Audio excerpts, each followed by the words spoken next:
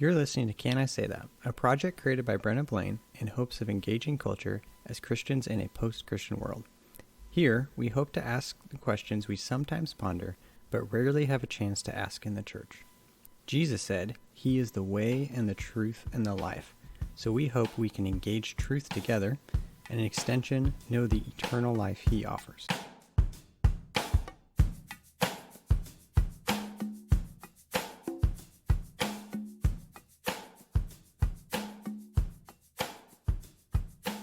Hey friends, welcome to season 3 of Can I Say That? I cannot believe that we are 2 years old already. Thank you so much to you who are listening, to everyone who has shared this podcast, who has left us kind reviews. It really is because of you guys that we have grown to the place that we are today, and that we are motivated to continue asking these questions and having these conversations. So, I am really excited for today's episode. If you have been around any type of Christian media, you know that a lot of people, especially a lot of young people, maybe more or less Gen Z, millennials, are starting to say, hey, I don't want to identify as an American evangelical. And some of you have read the book Jesus and John Wayne or other books similar to that, and you can recognize why that might be a question. And then maybe you might be in a different place where you're saying, if evangelicalism means to simply spread the gospel of Christ, why would it ever be a question of whether or not we should identify as that? And so I personally think that there are very valid questions, let's say, on either side of that. And there are a lot of questions in the middle of both of those camps. And so today we are going to listen to Sho Baraka, who is an artist, he's a poet, he is a rapper, and he's also an author. And he has worked a lot recently with the AND campaign. And if you have not heard of the AND campaign, I would look them up. They have a wonderful podcast, they have wonderful social media. And what they are doing is they're really seeking out Christians and saying there has to be a better way. We can't say that all Christians are conservatives or all Christians are liberals. There has to be a better way that we can be united in the way that we interact with politics. And so because of all of those things, I was really interested in what Sho's opinion was on this current debate about American evangelicalism and whether or not it's on its way out. So before we get into this interview, I did have a goal for our second birthday, and it was that we would reach 85 reviews on Apple Podcasts. And we are at 84 right now. So if you listen to this podcast on Apple Podcasts, which is just that little purple app, and you feel like sharing why you listen to our show, we would love to see that on there. Thank you again for all your kindness, your support, your encouragement, and for sticking with us through these difficult questions. We are so glad that you are here.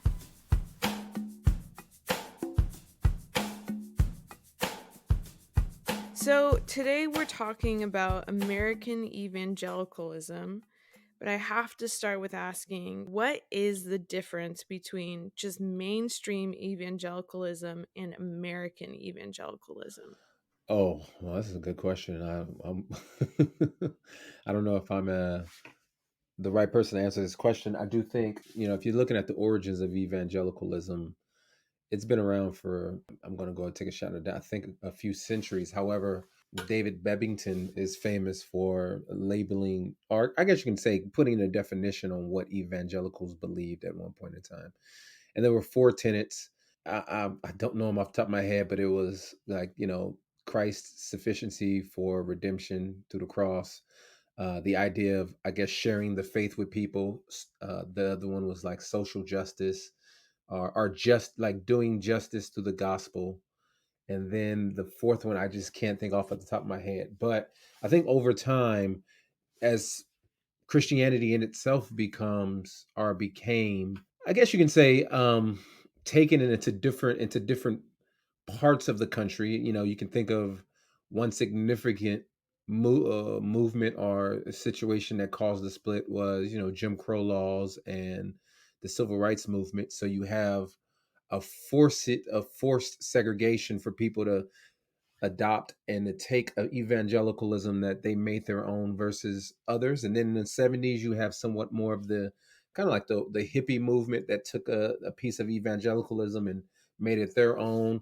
And I think even today, you see some of evangelicalism showing its ugly face in this in the eyes of, although it's always been cloaked in some sort of white nationalism, it now is almost in some ways unashamedly holding on to it. And well, not I don't think there's much different now than it was years ago. I think there was a moment of silence, I guess you can say, where you seem to see that there were evangelicals who since were trying to either shame or distance themselves. Now I think there are large institutions who find themselves that they find themselves not being able to survive without being tethered in some way to that nationalistic posture, which I think is quite dangerous. And I'm not saying that these institutions or the people who lead them are racist, or that they are white nationalists or white supremacists. However, what I am saying is they're doing everything in their power to not go to the furthest extent to distance themselves from some of the people who are those things.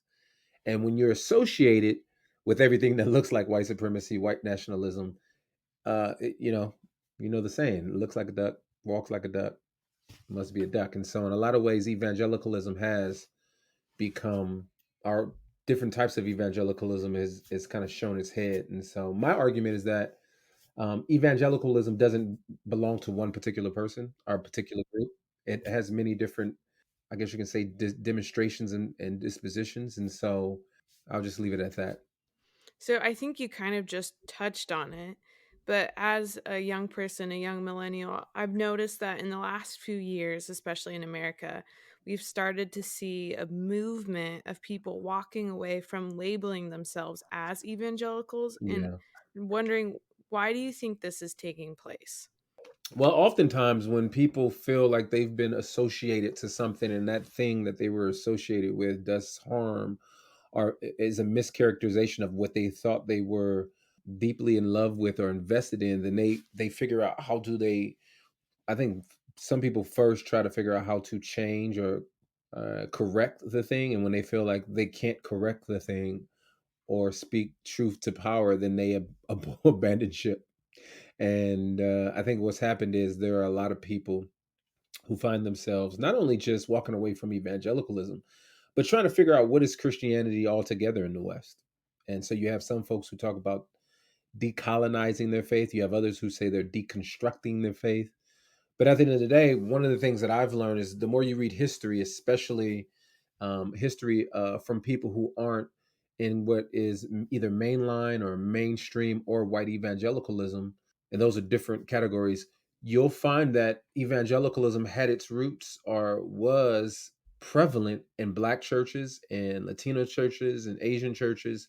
But there's a lot of history there. And to just say, well, now that it has this stain on it, that you're going to take everything that we've kind of like built our identity on as a church, I think is a little bit short. It's unfair.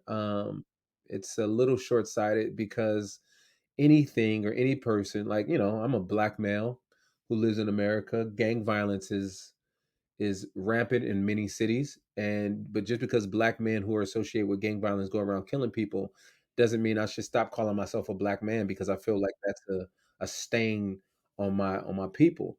And the same thing, if I want to, and I get to get real controversial, I think America has that stain. You know what I mean? As a nation, you can go to different places and people see America as violent, as domineering, especially depending on how you view the presidency in the last 4 years. I mean, people have their different perspectives on how people have viewed America. And my thought is like, well, I know my uncles, my grandparents, my ancestors, and the people who came before me who would associate racially and ethnically with me have helped build this country. So I'm not going to just say that I'm not American or be ashamed to be an American, because I know America is more than what this particular group says America is. America is more than this particular individual. America is bigger than this particular president. And so for me to say I am ashamed of my Americanness, yeah, I would say there's a sense of you being disappointed in your representation, but you also understand that you are part of that and you have the ability to also demonstrate what is beautiful about the things you kind of you represent. And so I would challenge millennials and younger. I mean, it's not just millennials, it's all people. I got friends older than me who are like, I'm abandoning the church, I'm abandoning evangelicalism. Some are saying they don't even want to be called Christians. And I would say to them is like at some point labels are real and it really doesn't matter what you call yourself. The reality, do you identify with a people who have similar ideas and belief with you? And no matter if you want to call yourself Christian or not, how do you make that thing beautiful? How do you make that thing glorious for the world to see and recognize that you have shortcomings as well? And so in your failings, how do you repair the things that you've or the damage that you've done? And so for me, rather than just saying, I'm gonna do away with the label evangelical, I'm saying I know people who have represented this label well, and I'm going to take it on and not allow a particular percentage of people to make me feel like I don't belong because I know I know what it means. I know its definition, and I feel like I associated with it. But I also bring more to it than that definition. I also bring more to it than etc. So I think that's kind of like my posture and my call to folks who are, but also people have the freedom and liberty, and I don't look at them any less than if they do decide to remove that label. That's a decision that they've made, and I recognize because it could be hard to walk around with that weight, if you will. So would you say you yourself then identify as an evangelical? I do, but I also recognize that there's a lot of baggage that comes with that association. And so, it honestly, depending on who's asking me the question, will depend on how I answer the question, how much caveats or the preamble I give before I give the answer. As a person of color, do you find that the term evangelical is mostly embraced by just white communities? No, I don't. It's embraced by a larger white community, yes, but it's not just embraced. I mean, I think there are large communities of Latinos, blacks, and Asians who do consider themselves evangelical and proudly, and I think that's a good thing. Even those folks who hold that identity and find themselves in opposition to maybe the white evangelical church that supported a Trump or may be associated to anti um, justice movements, if you will. How can we start to redeem the title of evangelical when we've seen that it's gotten so tied up in Christian nationalism? Yeah, and so here's the thing that I don't want. I know I kind of defended and went in for a couple minutes, so I'm almost about to talk out the other side of my neck. I don't feel like it's everybody's responsibility to have to redeem it. If you feel compelled to abandon the label, I see no reason why you need to hold on to it. However, what I where I do challenge people is to not abandon Jesus, one, the fact that you're called to love people, two, and the fact that you're called to be a part of the community of believers, even those folks who you may not agree with all the time. And I think we live in this fantasy, or we live in this mirage that we assume that every agency that we connect to is going to hold on to everything that we like. They'll hold the same beliefs and positions that we have, and that is that's a very immature and deficient ideology to hold on to. So at the end of the day, I would say, there are some people who should not place their energy in trying to redeem the label. However, if you are interested, I would say learn history, like read history and know that there are other people. Like for instance, when people talk to me about Christianity being a white man's religion, and I say how, I'm like how, Sway? Like I'm like Christianity was birthed in what many people would debate as North Africa. and Israel, and so in Asia. And so you think about this landmass that where Christianity was birthed and blossomed. There's no way possible that it can be considered a white man's religion. But then not only that, there's prevalent history of Christianity flourishing outside of Europe immediately after Christ's death, even during Christ's death, or during the time of his life and death, but especially afterwards. But the problem is that the narratives that have dominated within our institutions have been those of Northern European Christian growth. And so there's lots of history out there if we're willing to learn it, if we're willing to dive into it, that shows that Christianity flourished in North Africa, it flourished in Asia and Syria and places like that. And so, in the same sense, I'll tell the person who looks at evangelicalism sideways is like, yeah, I get it, but there's history out there that proves that it's not just a, a harbor for white nationalistic, you know, idiocy. I think it's clear. And once you know that, then you'll start to realize, oh, I can tell a different narrative. I can tell a different story. And I can hold on to something historically that didn't. I mean, now granted, let me say this though.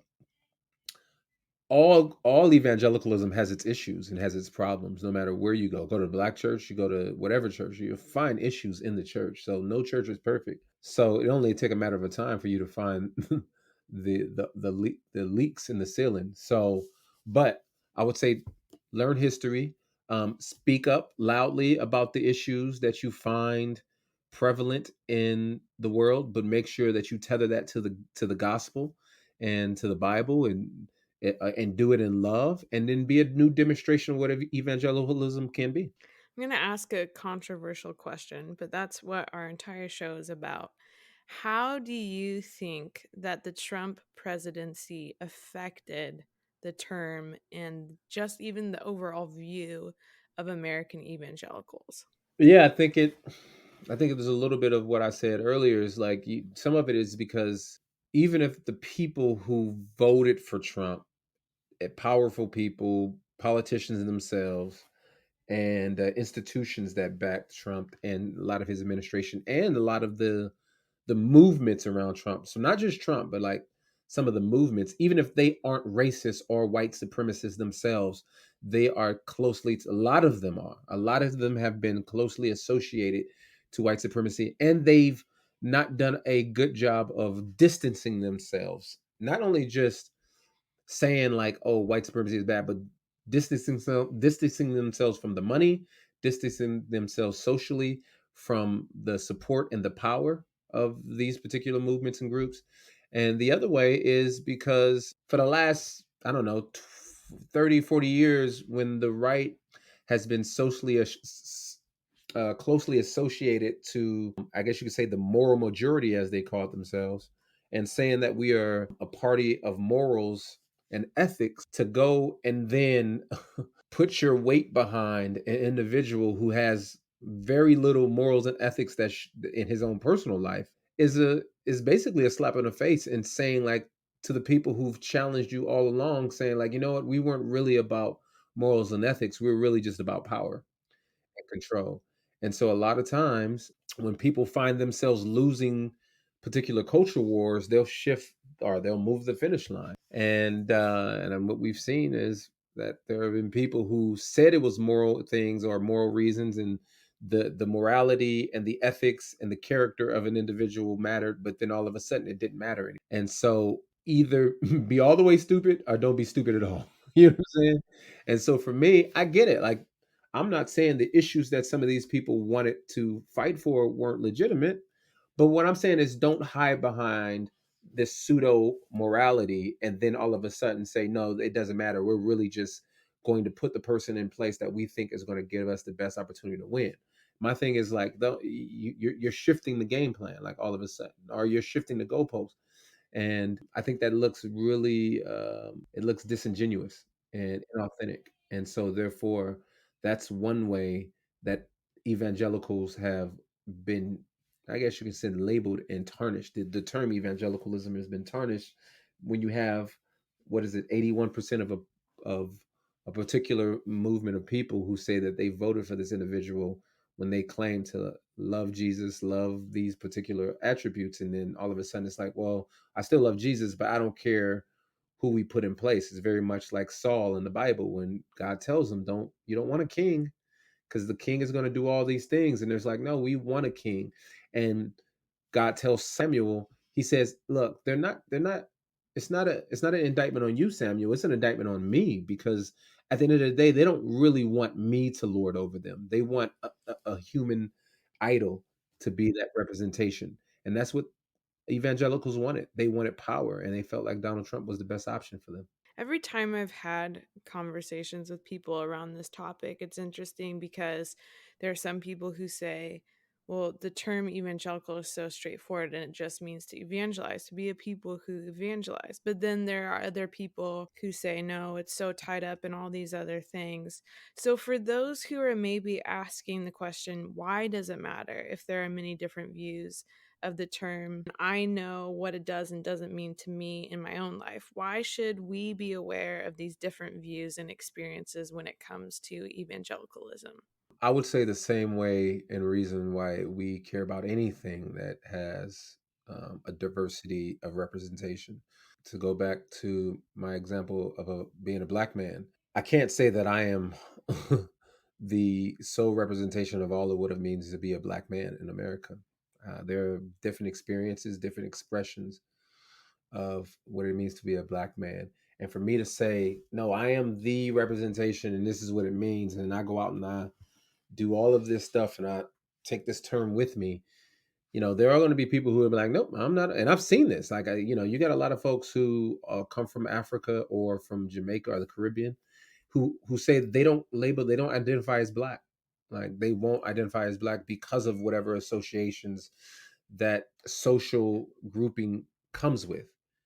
And that's their pejorative, prerogative. And so, fine. However, I also know that just because I say I'm a black man, and this, it also kind of, it really grinds my gears. Sometimes when I hear people talk about the black vote or the black church or the black community, and it's the reality is like, what is that? Like, because I live in Atlanta and I can tell you about 15 different types of black communities. So it's just like, I get it. We need to create these generalizations just to conversation, the ease of conversation. But in the reality is we're more complex and more difficult and more layered than that. And so it's same sense. Evangelicalism has these definitions, but people make it its own iteration. And I get it, but it's a diverse thing. And I don't think one person can wholly say this is what evangelicalism is in its root. And this is the reason why you got different types of sects within Christianity or Islam, and so hopefully that was helpful. Yeah, I think what I'm hearing you say is there's a lot of nuance to all these things and it matters. It matters how we interact with people and what their experience is because it also reflects on how they view God and how God has interacted in their life. Yes, yeah. So before we end, I know you are involved in a lot of different things, not only when it comes to social and faith issues, but you're also an artist and an author as well. Can you share with us about your book that was just released and, what is it about and why did you write it? Well, first let me say, the book is entitled "He Saw That It Was Good." It will change your life because this is the best thing written since the Bible. Clearly, this is what I've been told. This is not me. This is other people. This is what other people have quoted saying. So, but no, I've always wanted to write. I just didn't know what I wanted to write. Most of my life, I've always wanted to write fiction. So initially, I started off wanting to write a novel, but I thought the first book that I write probably shouldn't be a novel. Let me dive into some nonfiction. And I wanted to write not just about race, not just about politics, not just about art and creativity, but I wanted to write a series of what I guess you can say essays that all kind of came together and touched on this idea of what does it mean to be someone who is concerned about the good and the welfare of others through the things that we do and create. And so as an artist, I'm always thinking about my art and how to engage people through my art. Is this art good for society? but also for people who aren't artists, I'm thinking like if you're an engineer, if you're a physician, if you are a politician, you create things, you create laws, you create infrastructure, you create better citizens through your teaching if you're a teacher. And so you can either cause flourishing or detriment with your offerings, with your cultural product. And so everybody has a theology of work, they just don't know it yet. And so what I wanted to do is write a book that touches on a theology of story, a theology of work. Why is justice important in both of those things? How is disagreement sometimes healthy and beneficial, but not the end all be all? Like it's not the end of the road. Like we can still figure out how to partner when people have different ideas on how to get things done. And so it's just different things, but I would say it's more like a musing, if you will, of different anecdotes that I bring to the table, but trying to connect this through line of good work, good stories, and good justice. And so, but I also had a chance because of I wanted to write fiction to include short stories and parables in the work. So I think people will find it fun as well as informative. How can we find you on social media? On all my social media platforms, I am a Sho Baraka. So it's like am I Sho Baraka, AmIShoBaraka. My website is barakaology.com. And yeah, find me on these social media streets. Just, being a prophet and a poet.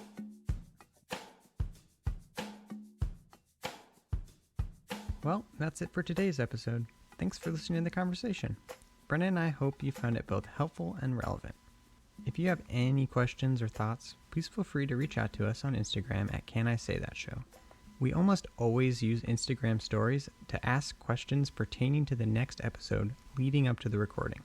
So keep a lookout for such in case you have any burdening questions on that topic and for the opportunity to potentially have your questions asked. Either way, thanks again for listening, and as Paul said to the church in Thessalonica, test everything, hold fast what is true.